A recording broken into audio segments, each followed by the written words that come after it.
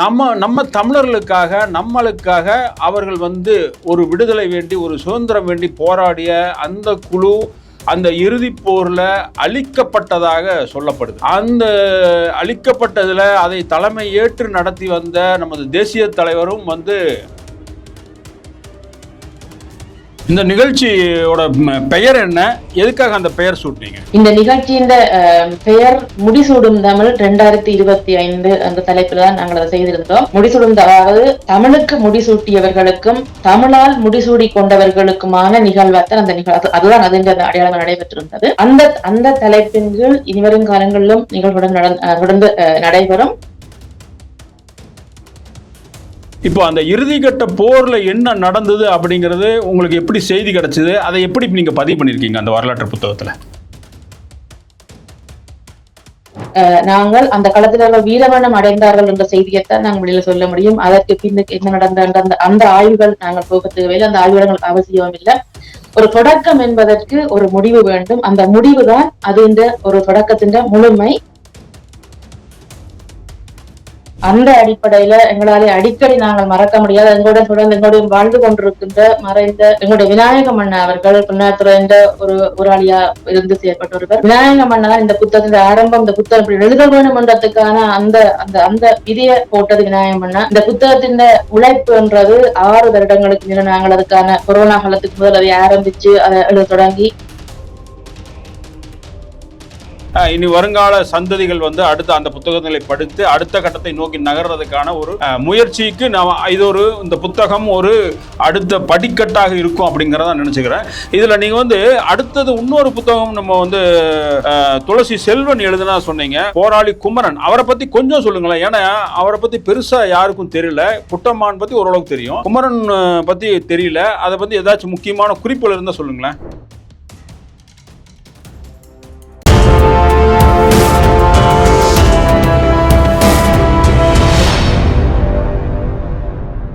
யூத்தமிழ் ஊடறுப்பு நேயர்களுக்கு வணக்கம். நம்ம தொடர்ச்சியாக உலகம் முழுக்க இருக்கக்கூடிய தமிழர்களுடைய அந்த பண்பாடு, கலாச்சாரம், அவர்களுடைய வரலாறு, இது எல்லாமே நம்ம வந்து அப்பப்போ பேசி கொண்டிருக்கிறோம். இதில் வந்து நம்ம ஈழத்தமிழர்கள் நம்மளுடைய உடன் பிறந்த இரத்த சொந்தமாக ஈழத்தமிழர்களுடைய அவர்களுடைய இதுவும் நிகழ்ச்சிகளும் அவ்வப்போ நடத்திட்டு இருக்கிறோம். இப்போ நீங்கள் பார்த்தீங்கன்னா இந்த நிகழ்ச்சி வந்து மிக மிக முக்கியமான உலகத் தமிழர்கள் ஒவ்வொருவரும் அந்த நிகழ்ச்சியை என்ன ஏதுன்னு ஒவ்வொருத்தரும் அதற்கு நினைவு கூறத்தக்க வகையில் இருக்கிற ஒரு நிகழ்ச்சி. இது என்ன சொல்ல வர்றேன்னு உங்களுக்கு ஓரளவுக்கு அனுமானிக்க முடியும்னு நினைக்கிறேன். அதாவது 2009 இறுதிப்போர் நடந்தது. நம்ம தமிழர்களுக்காக நம்மளுக்காக அவர்கள் வந்து ஒரு விடுதலை வேண்டி ஒரு சுதந்திரம் வேண்டி போராடிய அந்த குழு அந்த இறுதி போர்ல அழிக்கப்பட்டதாக சொல்லப்படுது. அந்த அழிக்கப்பட்டதுல அதை தலைமை ஏற்று நடத்தி வந்த நமது தேசிய தலைவரும் வந்து அதுல வந்து தன்னையும் தன் குடும்பத்தையும் அதற்காக அர்ப்பணித்து தான் அவர் வந்தார். ஆரம்பத்திலிருந்து அவர் வந்து அந்த போராட்ட காலத்தில் வரும் பொழுதே அவர் வந்து 2 சைனோடு குப்பியை அவர்கிட்ட வச்சுக்கிட்டு தான் வந்தார். அவர் ஒன்றும் உயிருக்கு பயந்தோ அல்லது வேற ஏதோ நடக்கும் அப்படிங்கிற அந்த இதெல்லாம் கிடையாது. அவர் வந்து அவருடைய ஒவ்வொரு காலகட்டத்திலையும் நீங்கள் வந்து ராஜீவ்காந்தி தனியாக டெல்லியில் கூப்பிட்டு பேசும்போதும் கூட, அந்த இராணுவ அதிகாரிகள் பேசும்போதும் கூட அவர் என்ன சொன்னார், எப்படி அவரோட இது இருந்தது அப்படிங்கிறது தெரியும். அவர் 2002 வந்து ஒரு உலக அளவில் ஒரு நடந்த வந்து அந்த ப்ரெஸ் கான்ஃபரன்ஸு அந்த இதில் வந்து ஒரு தைரியமாக எப்படி வந்து அவர் பதிலளித்தாங்கிறதெல்லாம் வந்து ஒரு மிகப்பெரிய ஆச்சரியம். ஒரு தமிழர்களுக்கு நீங்கள் 2000 ஆண்டுக்கு பின்னாட்ட மிகப்பெரிய ஒரு தைரியமான ஒரு உலக தமிழர்களுக்கு ஒன்றிணைக்கக்கூடிய ஒரு பொது மகனாக இருந்து அவர் வந்து தமிழர்களுடைய தலைவர்னு இன்னைக்கு சொன்னால் அவரை தான் சொல்ல முடியும். அந்த தேசிய தலைவர் அன்றைய அந்த மண்ணுக்காக தன்னைத்தானே அவர் மாறித்து கொண்டார் அப்படிங்கிறதான் வந்து பெரும்பான்மையான தமிழர்கள், உலக தமிழர்கள், அதுவும் கூட இருந்த தமிழர்கள், கூட இருந்த போராளிகள் சொல்லிக் கொண்டிருக்காங்க. அதை வந்து நம்ம வந்து எல்லாருமே வந்து நம்ம வந்து அந்த நினைவு கூறுறதுக்கு அந்த வீர வணக்கம் அவர்களுக்கு செலுத்த வேண்டியது இருக்குங்க. அது வந்து கண்டிப்பாக எல்லாரும் நிறைவேற்ற வேணும். அந்த நிகழ்ச்சி வந்து ஏதோ ஒரு காரணத்துக்காக ஒரு குழப்பத்தை ஏற்படுத்தி கொண்டு தமிழர்களுக்குள்ள இருக்கக்கூடிய சிலர் அந்த குழப்பத்தை ஏற்படுத்தி கொண்டு கிட்டத்தட்ட ஒரு 14 ஆண்டுகளாக தள்ளி போச்சு. ஆனால் இதை வந்து இதுக்கு மணி யார் கட்டுவா அப்படின்னு ஒரு நிகழ்ச்சியை யோசிச்சுட்டு இருக்கும் பொழுது யார் முன் வந்தாங்கன்னா தேசிய தலைவருடைய உடன் பிறந்த சகோதரர் மனோகரன் அவர்கள். அவர் வந்து டென்மார்க்கில் எனக்கு வாழ்ந்து கொண்டிருக்கார். அவர்கள் வந்து இந்த போக்கு, அதாவது வந்து உலகத்தின் போக்கு, சிலருடைய போக்குகள்லாம் பார்த்துட்டு இதை வந்து தெளிவடைய வைக்கணும், இதுக்கு ஒரு இது முற்றுப்புள்ளி வைத்து அடுத்த கட்டத்தை நோக்கி நகரணும், வரலாறு தோற்கக்கூடாது, வரலாறை தவறாக செஞ்சிடக்கூடாது அப்படிங்கிறதுல ஒரு மிக முக்கியமான ஒரு நடவடிக்கை எடுத்து, அந்த நடவடிக்கையின் காரணமாக மே 18, 2024 டென்மார்க்கில் தலைவருக்கான ஒரு வீர வணக்க நிகழ்ச்சியை நடத்தினார். தலைவர் குடும்பத்துக்கான ஒரு வீர வணர்ச்சின்னு சொல்லணும். அதில் எல்லாருடைய புகைப்படம் வச்சு அவங்க வந்தவங்க பல பேர் வந்திருந்தாங்க. பல எதிர்ப்புகள் இருந்தது. அந்த எதிர்ப்புகளை தாண்டி அந்த கூட்டத்தை நடத்தினாங்க. அந்த கூட்டத்தை நடத்தி அதில் வந்து வீர வணக்கம் செலுத்தப்பட்டது. உலகத்திற்கு ஒரு ஆதரைஸ்டா அங்கே அறிவிக்கப்பட்டது. ஆமாம், தலைவர் வந்து இன்னைக்கு இல்லை, அவங்க வந்து தன்னுடைய மண்ணுக்காக தன்னுடைய குடும்பத்தையும் சேர்த்து அவர் கொண்டு போனாரு அப்படிங்கிறது தான் வருது. அவரோட கூட இருந்த அத்தனை பேருமே அந்த மாதிரி தான் இருந்தாங்க அப்படிங்கிறது ஒரு மிகப்பெரிய ஒரு தியாகத்தை பண்ணது அந்த தலைவர். அந்த தலைவருடைய அந்த வீர வணக்கத்தை அவர்கள் செலுத்தினாங்க. அந்த நிகழ்ச்சியிலேயே என்ன முடிவு செய்யப்பட்டதுன்னா, அடுத்த நிகழ்ச்சி வந்து கண்டிப்பாக அது ஜெர்மனியில் நடக்கணும் அப்படின்னு சொல்லி அவங்க வந்து திட்டமிட்டாங்க.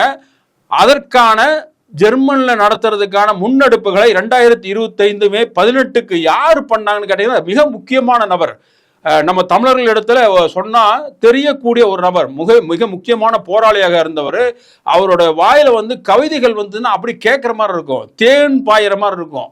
அவர் வந்து அந்த ஆரம்ப கட்டத்திலிருந்தே அந்த இயக்கத்தில் இருக்கும் பொழுதே பல நிகழ்ச்சிகள், அந்த இலக்கியம் சார்ந்த நிகழ்ச்சிகள், கவிதை வாசிப்பதில் அதெல்லாம் இருந்திருக்காரு. அதற்கு பின்னால் அவர் நிதர்சனம் அப்படிங்கிற அந்த இதுலையும் அவர் வந்து பங்கெடுத்திருக்காரு. அவர் யாருன்னு கேட்டால் துளசி செல்வன். இன்னைக்கு பெரும்பாலான நம்ம உலக தமிழர்களுக்கே துளசி செல்வன் அந்த போராளி இருக்காரா இல்லையா அப்படிங்கிறது ஒரு சந்தேகம் இருந்தது. அந்த சந்தேகத்தை எல்லாம் தாண்டி துளசி செல்வன் தான் இந்த நிகழ்ச்சியை பண்ணார். அவர் தான் முன்னெடுத்து பண்ணாரு. அத்தனை செலவுகளையும் அவர் தான் ஏற்றுக்கொண்டாரு. கூட இருந்தவர்கள் வந்து அதற்கான ஒத்துழைப்புகள் கொடுத்தாங்க. அந்த ஜெர்மனில் காலின் அப்படிங்கிற ஒரு நகரத்தில் இந்த நிகழ்ச்சி நடந்தது. இதற்கு முன்னுக்கு வந்து பண்ணவர் வந்து பார்த்தீங்கன்னா யாருன்னு கேட்டீங்கன்னா, நீங்கள் தேசிய தலைவருடைய உடன் பிறந்த சகோதரர், மூத்த சகோதரர் மனோகரன் அவர்கள், மனோகரன் குடும்பத்தை சார்ந்தவர்கள் வந்து அங்கே கலந்து கொண்டாங்க. இப்படி ஒரு முக்கியமான நிகழ்ச்சியில் அதில் விளக்கேற்றி வைத்து வந்தவங்க யாருன்னு கேட்டீங்கன்னா, அந்த இறுதிக்கட்ட போரில் நம்ம தியாகம் பண்ணின அந்த மாவீரர்கள் இருக்காங்க பாருங்க, அவங்களுடைய குடும்பத்தை சார்ந்த மாவீரர்னு சொல்ல போனோம்னா ஒரு குமரன் அப்படிங்கிற ஒரு போராளி இருந்தார். அவருடைய குடும்பத்தை ரொம்ப நெருக்கமாக இருந்த அண்ணன் மகள் தான் வந்து அந்த இதுக்கான ஒரு அந்த குத்துவிளக்கை ஏற்றி தொடங்கி வைத்தார். இது வந்து நம்ம பேசும்போதே நம்ம மனம் வந்து கனமாகுது. ஏன்னா ஒரு 15 வருஷம் கழிச்சு அவங்களுக்கான ஒரு மாவீரருக்கான ஒரு அந்த நிகழ்ச்சி பண்றது, அவங்களுக்குரிய மரியாதை செலுத்த வேண்டியது 15 வருடம் கழிச்சு நம்ம அவ்வளோ பண்றோம். இதெல்லாம் வந்து இதுக்கு இடையில வந்து குறுக்கால இதையும் போட்டு குழப்பி கொண்டிருக்கிற அந்த மனிதர்கள் தங்களை தமிழர்களாக நினைத்து கொண்டிருக்கிறார்களா என்னன்னு கூட தெரியல. இப்ப அதெல்லாம் மாற்றி இப்ப இவர்கள் இந்த இதுக்கு முன்னெடுப்புக்கான 2வது நிகழ்ச்சியும் அவங்க வந்து நல்லா பண்ணிட்டாங்க. இந்த நிகழ்ச்சிக்கு தலைமை ஏற்று அந்த நிகழ்ச்சியை தொகுத்து வழங்கியவர் வந்து சாந்தி, ஜெர்மன் சாந்தி. சாந்தி பற்றி அதிகமாக சொல்ல வேண்டிய அவசியம் இல்லை, உங்களுக்கெல்லாம் தெரியும். நேசக்கரம் அந்த அமைப்பு வச்சுட்டு ஓரளவுக்கு அதில் வீடியோலாம் போட்டுட்டு நிறைய செய்திகளை, முக்கியமான செய்திகளை உலகம் முழுக்க பரவலாக கொண்டு போகக்கூடிய ஒரு பெண். அவர்கள் வந்து மிகவும் அவர்கள்லாம் எங்களுக்கு பல வகையிலும் வந்து பல செய்திகள் நாங்களாம் கேட்கணும்னா அவங்ககிட்டலாம் கேட்டு தெரிஞ்சுக்குவோம் எப்படி என்ன அப்படிங்கிறது எடுத்து. அந்த அளவுக்கு வரலாற்று பூர்வமாக ஒரு இயக்கத்தின் மிக முக்கியமான அந்த ஒரு அங்கமாக இருந்த, இன்னுமே அதாவது 15 வருஷம் கழிச்சும் கூட இன்னும் அந்த ஒரு அங்கமாக இருந்து செயல்பட்டு இதை வந்து எப்படியாவது அந்த தேசிய தலைவருடைய அந்த நோக்கம் இருக்குல்ல, அந்த நோக்கத்தை நிறைவேற்றுறதுக்கான ஒரு முயற்சிக்காக தங்களுடைய வாழ்நாளையே கொடுத்து கொண்டிருக்காங்கிறதான். அப்படிப்பட்ட இந்த நிகழ்ச்சி வந்து சென்ற மே 18, 2025 அன்று நடந்ததுங்கள. அந்த நிகழ்ச்சி குறித்து நம்மளுக்கு இன்னைக்கு வந்து என்ன நடந்தது, எப்படி நடந்தது, அதில் யார் யார் பங்கெடுத்தாங்க, எந்த அளவுக்கு அந்த நிகழ்ச்சி வந்து ஓரளவுக்கு வெற்றிகரமாக நடந்தது, ஏன்னா பல போராளிகள் கலந்து கொண்டாங்கன்னு சொன்னாங்க, அதில் யார் யார் நடந்தாங்க அப்படிங்கிறது வந்து சாந்தியோட நம்ம டைரெக்டாக பேசிடுமே, நேரடியாக பேசி அவர்கள் என்ன பண்ணாங்க, எப்படி நடந்தது அப்படின்ட்டு அந்த நிகழ்ச்சி குறித்து நம்ம இன்னைக்கு கலந்துரையாட நம்ம சாந்தி வந்திருக்காங்க. சாந்தி வணக்கம். வணக்கம். நீங்கள் அந்த நிகழ்ச்சியை தொகுத்து வளர்ந்துருக்கீங்க, அதே போல் வந்து தலைமையேற்று நடந்திருக்கீங்க.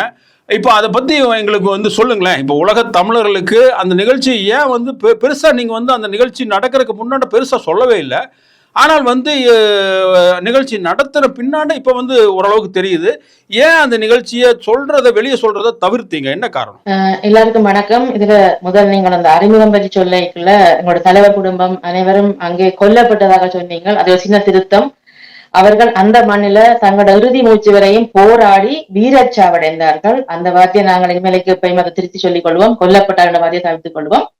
அடுத்து இந்த நிகழ்வு பற்றி நீங்கள் கேட்டீங்கள். இந்த நிகழ்வு கடந்த வருடம் டென்மார்க்கில் நீங்கள் ஏற்கனவே குறிப்பிட்டது போல தலைவருடைய குடும்பத்தினரால அது ஏற்பாடு செய்யப்பட்ட, அதாவது எல்லோருமே பயந்து ஒதுங்கி இதை செய்யலாமா இல்லையா என்ற குழப்பத்தை இருந்த காலம் அந்த குடும்பம் முன் வந்து அனைத்து நாடுகளிலிருந்தும் அனைவரையும் அழைத்து, அதாவது நிறைய போராளிகள் கலந்து கொண்டிருந்தார்கள், பொதுமக்கள் கலந்து கொண்டிருந்தார்கள். அந்த குடும்பத்தினர் ஏற்பாடு செய்து முதலாக அந்த நிகழ்வு டென்மார்க் அந்த வீரவணக்க நிகழ்வு முதல் நடந்திருந்தது கடந்த வருடம்.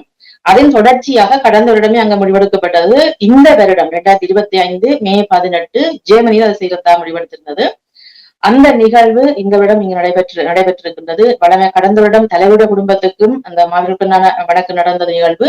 இந்த வருடம் அதனுடன் எங்களுடைய தளபதி அறிவரன் பொட்டு அம்மான் அவர்களுக்கும் அவருடைய குடும்பத்தினருக்குமான அவர்களையும் இந்த நாள நினைவு கூர்ந்து அவர்களுக்கான மலர் மாலை அணிவித்து அவர்களுக்கான தீபமேற்றி அவர்களுடைய வீரமரணத்தையும் அந்த இடத்தில் அவருடைய அந்த துறை சார்ந்தவர்கள் முன்னிலையில் அவருடன் களமாடியோர் அனைவர் முன்னிலையும் அந்த செய்தி சொல்லப்பட்டு அவர்களுக்கான வீரவணக்க நிகழ்வு நடைபெற்றிருந்தது. இதுல இன்னொன்று மாவீரர் குமரன், பேராற்றலோன் குமரன் என்ற ஒரு மாவீரருடைய அவருக்கான தீபமேற்றி அவருக்கான நிகழ்வு நடைபெற்றிருந்தது. இந்த குமரன் இறுதி வரையும் தலைவனுடைய கூட நின்று அந்த மக்களுடைய அந்த மனுடன் நின்று வீரச்சாவடைந்திருந்தார். அவருடைய பிறாமகள், அவருடைய அண்ணன் மகள் இந்த குடும்பமாக இங்க வந்து அந்த நிகழ்வு அந்த பிள்ளை அவர்களும் சேர்ந்து கலந்து அந்த நிகழ்வு நடந்து முடிந்திருந்தது. இதுல இன்னொருடைய குறிப்பிட்டு சொல்ல வேண்டும், அந்த நிகழ்வுல கணிசமானவர்கள் போராளிகள் வந்து கலந்து கொண்டிருந்தவர்கள், அதாவது அதிகம் வெளியில முகம் காட்டி இதுவரையும் வராதவர்களுடன் நிகழ்வு வந்திருந்தார்கள். தங்களுடைய உரிமை தீபத்தை வந்து ஏற்றியிருந்தார்கள். London, France, Swiss, Belgium, Luxembourg, Denmark, அப்படி இங்க ஐரோப்பிய நாடுகளிலிருந்து எல்லோரும் வந்து கலந்து கொண்டிருந்தார்கள். ஒரு மிகவும் மனம் கனத்த மிகவும் கனதியான ஒரு நிகழ்வு அந்த நிகழ்வு அமைந்திருந்தது. அதில் நீங்கள் எதுக்காக அன்றைக்கு அந்த நிகழ்வை நாங்கள் எதுக்காக முதல் வெளியில அதிகம் வெளிப்படுத்தல் என்ற கேள்வி கேட்டிருந்தீங்கள். உண்மையிலே இந்த நிகழ்வை அதிகம் வெளிப்படுத்தாமல் நண்பர்கள் வட்டம் ஊடாக அதை தெரியப்பட்டுதான் இந்த நிகழ்வு அன்றைக்கு முன்னெடுக்கப்பட்டது. காரணம், நாங்கள் அதிகம் இந்த நிகழ்வை வெளிப்படுத்தி அதிகம் அது பற்றி பேசிக்கொண்டிருக்காமல் ஒரு நிகழ்வை செய்து முடித்த, அதாவது தலைவனுடைய அந்த வார்த்தை ஒரு செயலுக்கு பின் தான் அது என்ற வடிவம் வெளியில வரும். அது என்ற ஒரு அடையாளமாகத்தான் இந்த நிகழ்வை முன்னெடுத்திருந்தோம். அது குறிப்பா இதுல குறிப்பிட்டு சொல்ல வேண்டும், அதாவது ஒரு மனிதனால ஒரு நிகழ்வு எப்படி நடத்த முடியும் என்றதுக்கு ஒரு உதாரணமா இந்த நிகழ்வு நடந்து முடிந்திருக்கின்றது. போராளி துளசி செல்வன் அவர்கள் இந்த நிகழ்வை கடந்த டென்மார்க்லயே சொல்லிட்டு வந்தது போல இங்கே அந்த நிகழ்வை முன்னெடுத்து அதற்கான ஏற்பாடுகள் யாவையும் செய்து மேடை அலங்காரத்துல இருந்து அந்த கடைசி அந்த கதிரி அடுக்கிறது வரை எல்லாமே அவருடைய உழைப்பும் அதை முழுமையாக பக்கத்துல நின்று தானே அவ்வளத்தையும் செய்து முடித்திருந்தார். அதுக்கு பக்கபலமாக நண்பர்களை எல்லோரையும் உள்வாங்கி ஒவ்வொருவருக்கும் ஒவ்வொரு பொறுப்புகளை தந்து அதை வைக்கும் தரப்பட்ட பணிகளை நாங்கள் அவருக்கு துணையா நின்று செய்திருந்தோம். ஆனால் அதன் முழுமையான வடிவத்தையும் அவரே ஒருங்கிணைச்சு அதிலேயும் குறிப்பாக இந்த நாடுகள்ல வந்து வாழ்றவர்கள் அவர்களுக்கான தனிப்பட்ட பொருளாதார சிக்கல்கள் இருக்குது, அதற்காக ஓயாமல் உழைக்க வேண்டும், அப்படி தன்னை வருத்தி உழைக்கின்ற அந்த உழைப்பிலிருந்து இந்த நிகழ்வுக்கு முழுமையான செலவையும் அதற்கு செலவு செய்து அந்த நிகழ்ச்சியை நடத்தியிருந்தார். அது பற்றி வெளியில அதிகம் தெரியாது. ஆனால் இங்கே ஒரு நிகழ்வை நடத்துகின்ற உண்மையிலே பெரிய சவாலானபடியும் முழுமையாக பொருளாதாரத்தை அப்படியே கொடுத்து அதை செய்யறாங்க மிக மிக கடினம். ஆனால் அவ்வளத்தையும் செய்து காட்டியிருக்கிறார். உண்மை நாங்கள் இது எப்படி பார்க்கிறோம் என்று சொன்னால், இது எல்லோருக்கும் ஒரு உதாரணமா இருக்குது. அதாவது ஒரு ஒருவர், அதாவது தலைவரை நேசிக்கின்ற அந்த மக்களை மண்ணை நேசிக்கின்ற யாராலும் இப்படி ஒரு நிகழ்வை செய்ய முடியும். அதாவது வீரத் தலைவனுக்கான அந்த நிகழ்வை எல்லாருமே சேர்ந்து செய்ய வேண்டும் என்றதுக்கான ஒரு ஒரு ஒரு குறியீடாக, ஒரு அடையாளமாகத்தான் இந்த நிகழ்வு நடைபெற்றிருக்கின்றது. இந்த நிகழ்ச்சியோட பெயர் என்ன? எதுக்காக அந்த பெயர் சூட்டினீங்க? இந்த நிகழ்ச்சியின் பெயர் முடிசூடும் தமிழ் 2025 அந்த தலைப்பில் தான் நாங்கள் அதை செய்திருந்தோம். முடிசூடும், அதாவது தமிழுக்கு முடிசூட்டியவர்களுக்கும் தமிழால் முடிசூடி கொண்டவர்களுக்குமான நிகழ்வாத்தான் அந்த நிகழ்வு, அதுதான் அது அடையாளம் நடைபெற்றிருந்தது. அந்த அந்த தலைப்பின் கீழ் இனிவரும் காலங்களிலும் நிகழ்வுடன் தொடர்ந்து நடைபெறும். ஆமா, இதுல நீங்க சொன்னீங்க மிக முக்கியமான ஆட்கள், அதாவது போராளிகள் பல நாடுகள் இருந்து பங்கெடுத்தாங்களே, அதுல முக்கியமான போராளிகள்னு ஏதாவது பெயர் சொல்லக்கூடிய இவங்க இருக்காங்களா? அவர்கள்லாம் எப்படி அந்த நிகழ்ச்சியில எப்படி அவங்களுடைய உணர்வு எப்படி இருந்தது? உண்மையிலே இதுல பல நாடுகளிலிருந்து கலந்து கொண்ட போராளிகள், அவருடைய பெயர்களை நான் இங்க குறிப்பிட்டு தனித்தனியாக சொல்லிக் கொண்டிருக்கேன். எல்லாரையுமே ஒட்டுமொத்தமா எல்லாரையும் சேர்த்து நான் சொல்லிக் கொள்வதில்லை. அதுல தங்களோட பெயர்களை சொல்லி குறிப்பிட்டு அப்படியெல்லாம் இல்லாமல் எல்லோருமே அந்த நிகழ்வுல உணர்வுபூர்வமாக கலந்து கொள்ள வேண்டும் என்று வந்து கலந்து கொண்டிருந்தார்கள். அந்த தங்களுடைய அந்த நாள் ஞாபகங்களையும் கூட நிறைய பேர் பகிர்ந்திருந்தார்கள். எல்லோரும் சேர்ந்து நாங்கள் செய்ய வேண்டிய அந்த தாங்கள் எல்லோருமே சேர்ந்து செய்ய வேண்டிய ஒரு நிகழ்வுல கலந்து கொண்ட அந்த ஆத்ம திருப்தியுடன் அவர்கள் அந்த நிகழ்வை கலந்து கொண்டு விலகி சென்றிருந்தார்கள். இனிவரும் காலங்களிலையும் தங்களுடைய ஆதரவும் அந்த பங்களிப்பும் இருக்கும் என்ற வாக்குறுதியையும் தந்து எல்லோரும் இணைந்த நிகழ்வாக அந்த நிகழ்வை நடத்தி முடித்திருந்தார்கள். இதுல பார்த்தோம்னு சொன்னால் தலைவருக்கான அவருக்கான முதல் தீபத்தை ஏற்றி மலர்மாலை அணிவித்து அந்த நிகழ்வை முதலாவது தீபத்தை ஏற்றி செய்தவர் எங்கள் தலைவருடைய மூத்த சகோதரர் மனோன் அவர்கள் செய்திருந்தார். அடுத்தது பேராற்றலன் குமரனுக்கான மலர்மாலை அணிவித்து அந்த தீபத்தை ஏற்றி வைத்து அந்த நிகழ்வை ஆரம்பித்து வைத்தவர் குமரனுடைய பராமகள் பிரான்சிலிருந்து வருகை தந்திருந்து அவருடைய குடும்பமாக வந்தது செய்திருந்தார். அடுத்து ஒட்டுவம்மான் அவர்களுக்கும் அவர்களுடைய குடும்பத்துக்குமான அந்த மலர்மாலை அணிவித்து தீபமேற்றி அந்த அதை ஆரம்பித்து வைத்தவர்கள் அவருடைய துறை சார்ந்த போராளிகள் அதை செய்திருந்தார்கள். அதுபோல அதுல இன்னுமொரு விடயம் குறிப்பிட்டு சொல்ல வேண்டும். பொட்டுவம்மன் அவர்களுடைய கடைசி மகன் கலைக்கண்ணன் அவர் இறக்கும்போது அவருக்கு 9 வயது. அந்த கலைக்கண்ணனுடன் படித்து ஒன்றாக விளையாடி வளர்ந்த சுகிராஜ் என்ற ஒரு தம்பி, அவர் வந்து அந்த கலைக்கண்ணனுக்கான தீபத்தை ஏற்றியிருந்தார். அப்படி அந்தந்த ஒவ்வொருவருடையும் பழகியவர்கள், அவருடன் வாழ்ந்தவர்கள் எல்லோருமே இணைந்த ஒரு ஒரு ஒரு நிகழ்வாக நடந்து முடிந்தது. இப்போ நீங்க வந்து அந்த நிகழ்ச்சியில நீங்க வந்து புத்தகங்களும் வெளியிட்டிருக்கீங்க. அதுவும் குறிப்பாக அவங்க தேசிய தலைவருடைய பயணித்த அவரோட இருந்து ஒரு இயக்கத்திற்கு மிக முக்கியமாக கருதக்கூடிய பொட்டு அம்மானோட நிகழ்ச்சியை அந்த புத்தகத்தை நீங்கள் வெளியிட்டிருக்கீங்க. இப்போ ரொம்ப மகிழ்ச்சியாக இருக்குது. இந்த புத்தகத்தை பார்க்குறக்கே மகிழ்ச்சியாக இருக்குது. அட்டைப்படமே ரொம்ப இதாக இருக்குது. இந்த புத்தகத்தில் எவ்வளோ பக்கங்கள் இருக்கும்? படங்கள் இருக்கா இல்ல வெறும் எழுத்துக்கள் மட்டும்தான் அதுல இருக்கா? இந்த புத்தகம் பொட்டு மன்னர்களுடைய வாழ்க்கை வரலாறு, அதாவது போராட்டத்தில் இணைந்ததிலிருந்து இறுதி கணம் வரையுமான அவர் பற்றின அவருடைய குடும்பம், அவருடைய குழந்தைகள், அவருடைய மற்ற போராட்ட களம், அவருடைய சண்டை களங்கள் பற்றி எல்லாம் இந்த நூல்ல வெளிவந்திருக்குது. இதுல நாங்கள் படங்களும் இணைத்திருக்கின்றோம். அதாவது இந்த புத்தகம் முழுமையாக அவருடைய வரலாற்றை அப்படியே அவருடன் வாழ்ந்தவர்களுடைய சாட்சியங்கள், அவருடைய வாக்குமூலங்களை நாங்கள் பதிவு செய்து அவர்களுடைய எல்லோருமே தற்போது அதிகமானவர்கள் வாழ்ந்து கொண்டிருக்கிறார்கள். அவர்களுடைய அந்தந்த குரலோட அந்த நூல் வெளிவந்திருக்கின்றது. இதிலும் இந்த புத்தகத்தை நாங்கள் முன்னெடுக்கிறது இன்றைக்கும் நாங்கள் அந்த சில பேரை நாங்கள் அடிக்கடி ஞாபகப்படுத்தி வைத்திருக்க வேண்டும். அந்த அடிப்படையில எங்களாலே அடிக்கடி நாங்கள் மறக்க முடியாது, எங்களுடன் தொடர்ந்து எங்களுடைய வாழ்ந்து கொண்டிருக்கின்ற மறைந்த எங்களுடைய விநாயகம் அண்ணா அவர்கள் பின்னாத்துறை என்ற ஒரு மூத்த போராளியா இருந்து செயற்பட்டொருவர். விநாயகம் அண்ணா இந்த புத்தகத்தின் ஆரம்பம், இந்த புத்தகம் எழுத வேண்டும் என்றதுக்கான அந்த அந்த அந்த விதியை போட்டது விநாயகம் அண்ணா. இந்த புத்தகத்தின் உழைப்பு என்றது 6 வருடங்களுக்கு மேல நாங்கள் அதுக்கான கொரோனா காலத்துக்கு முதல் அதை ஆரம்பிச்சு அதை எழுத தொடங்கி கடந்த வருடம் அவர் இருந்த காலத்தில் இந்த புத்தகம் வெளிவர இருந்தது. ஆனால் துரதிருஷ்டவசமாக அவர் இல்லாம மறைந்து போயிட்டார். ஆனா இந்த வருடம் அவர் இல்லாமல் நாங்கள் இந்த புத்தகத்தை வெளியிட்டு இருக்கிறோம். ஆனா அவர் கண்ட அந்த கனவு இது புத்தகமா வெளிவந்திருக்குது.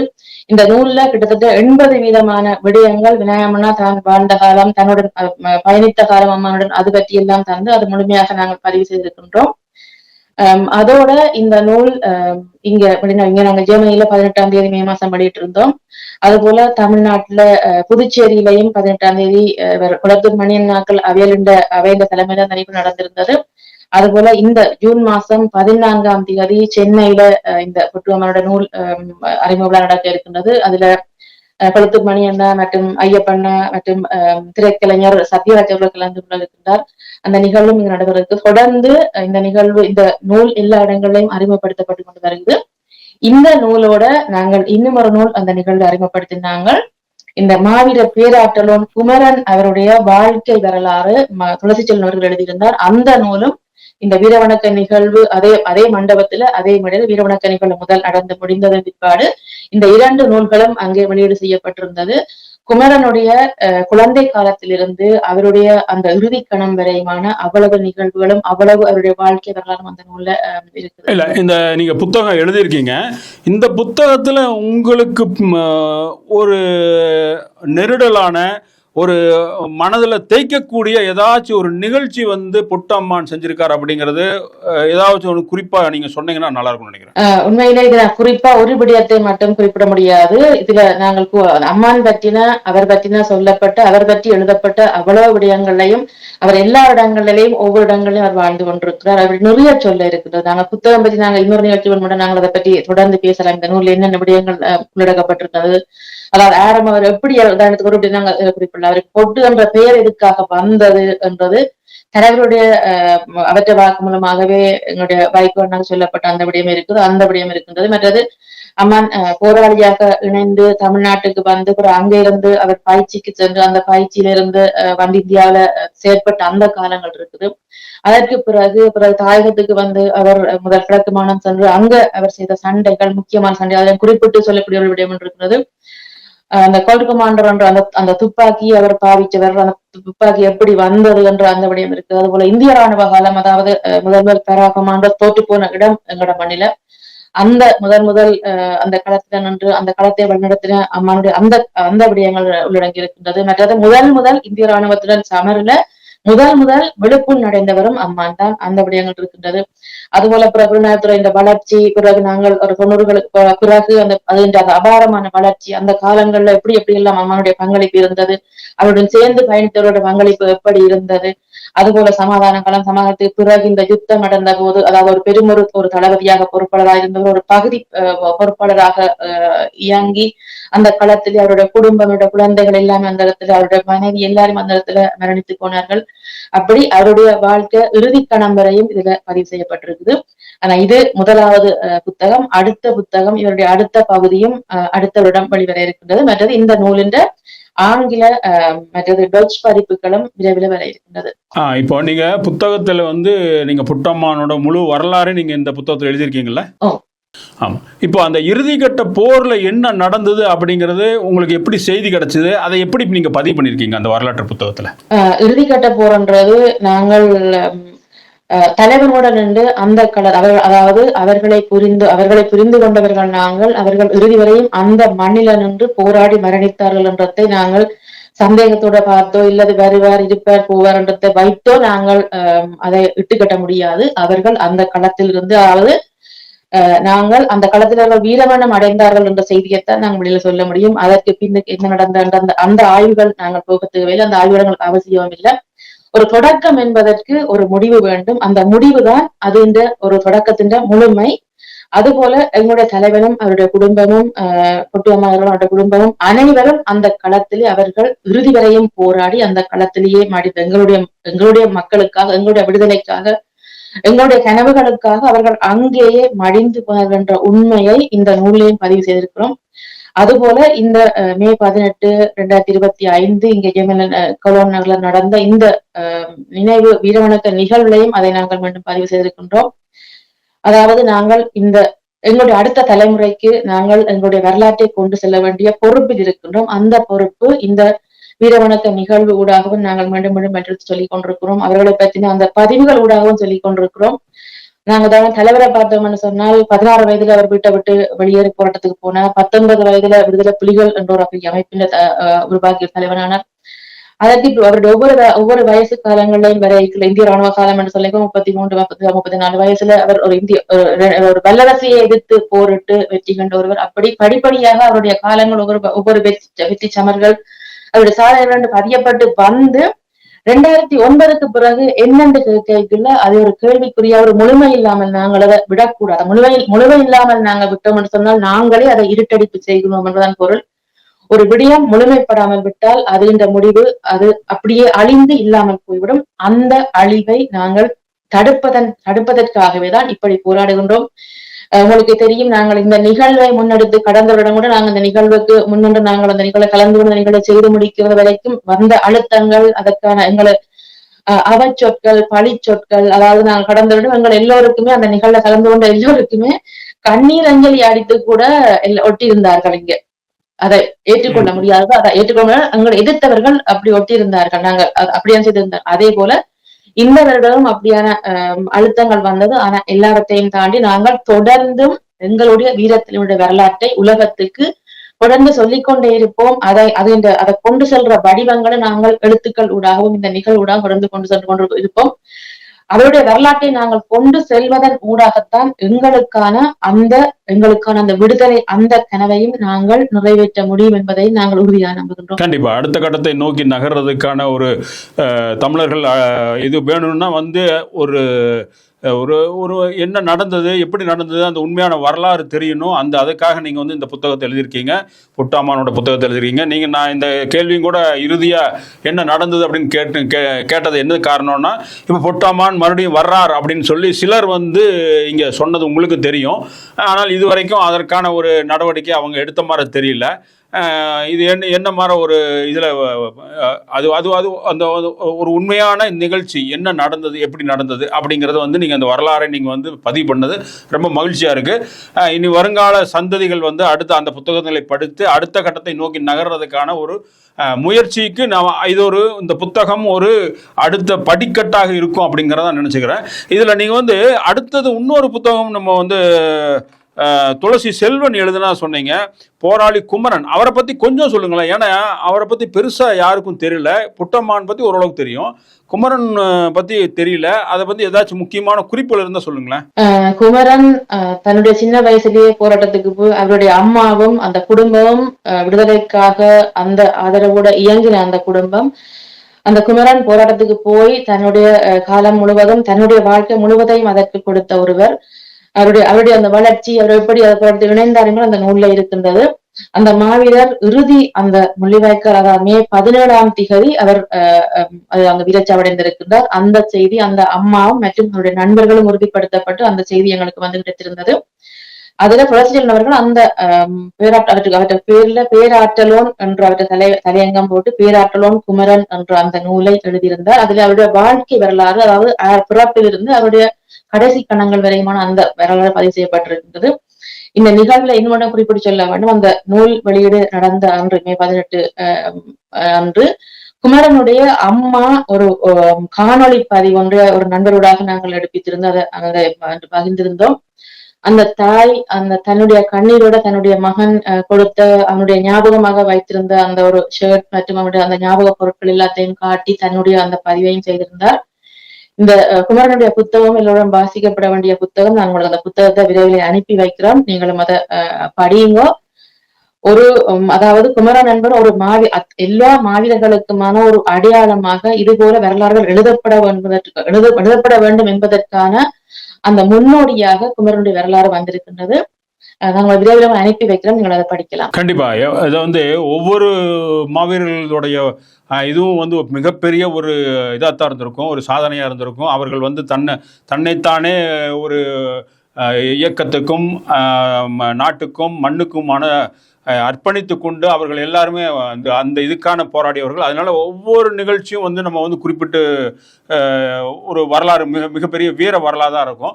அந்த வரலாறை முழுமையாக கொண்டு வர வேண்டுங்கிறது தான் நம்மளுடைய இதாக இருக்குது.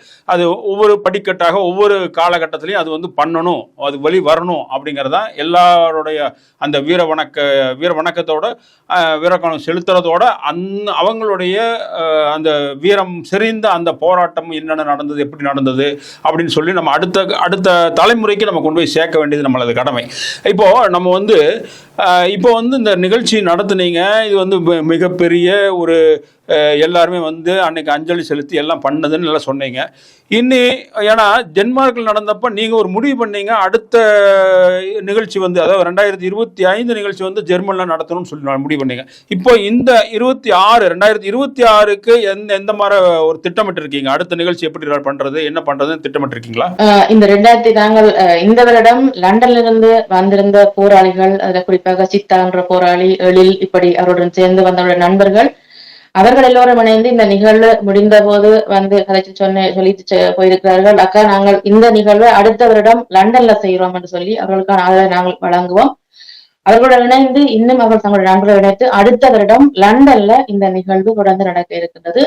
நாங்கள் ஒவ்வொரு முறையும், அதாவது தாங்களாக முன்வந்து இந்த தொடர்ந்து செய்வதற்கான ஆதரவை அது இயற்கை எங்களுக்கு தர, அதாவது எங்களுடைய தலைவன் அவர் குறிப்பிட்டது போல இயற்கை எனது நண்பன் என்று சொல்லியிருந்தோம். அதே போல அவருடைய இயற்கை நண்பர்கள் ஒன்றாக இணைத்து இந்த நிகழ்வை இந்த வருடம் நடத்தி முடித்திருக்கிறார்கள். அதுபோல அடுத்த வருடமும் லண்டன்ல அதாவது தலைவருடன் ஒன்றாக பயணித்த போராளிகள் இணைந்து நடத்த இருக்கிறார். கண்டிப்பாக இது வந்து உலகம் முழுக்க இருக்கக்கூடிய தமிழர்களுக்கு ஒரு செய்தியாக, அடுத்த கட்டத்தை நோக்கி நம்ம எப்படி நகரணும் அப்படிங்கிற ஒரு செய்தியாக இந்த மாதிரி ஒரு நிகழ்ச்சிகள் தொடர்ந்து நடக்கணும்.